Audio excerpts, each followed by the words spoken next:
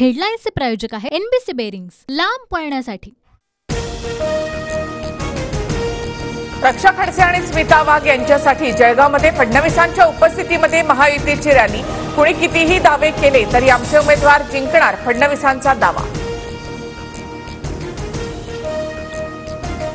आढळराव पाटील आणि मुरलीधर मोहोळ यांचा उमेदवारी अर्ज दाखल। अर्ज भरण्यापूर्वी मोहोळ आणि आढळराव पाटलांचं पुण्यामध्ये शक्ती प्रदर्शन। छत्रपती संभाजीनगरमधून संदीपान भुमरेंचा उमेदवारी अर्ज दाखल। उमेदवारी अर्ज भरण्यापूर्वी मुख्यमंत्री शिंदेंच्या उपस्थितीत संदीपान भुमरेंची रॅली।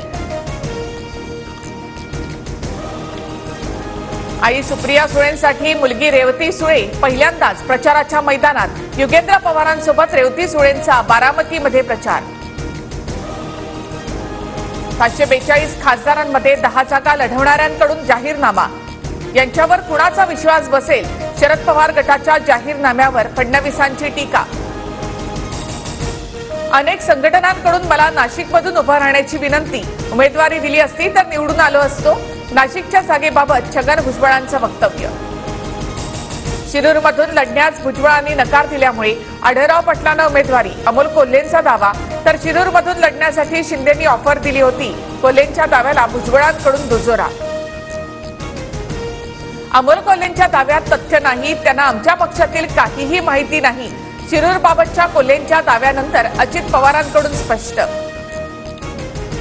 प्रीतमताईंची काळजी नको, मी तिला नाशिकमधून उभी करेन, पंकजा मुंडेंचं विधान। तर पंकजा मुंडेंनी बीडमध्ये लक्ष द्यावं, त्यांनी निवडून येणं महत्वाचं। भुजबळांचा पंकजांना सल्ला।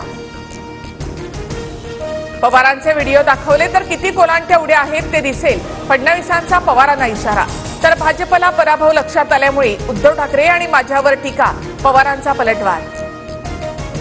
एकनाथ खडसेंच्या पक्षप्रवेशाबाबत केंद्रीय समिती निर्णय करेल, चंद्रशेखर बावनकुळेंचं वक्तव्य। तर राजीनाम्यानंतर खडसे भाजपमध्ये गेल्याचं समजतो, जयंत पाटलांकडून स्पष्ट।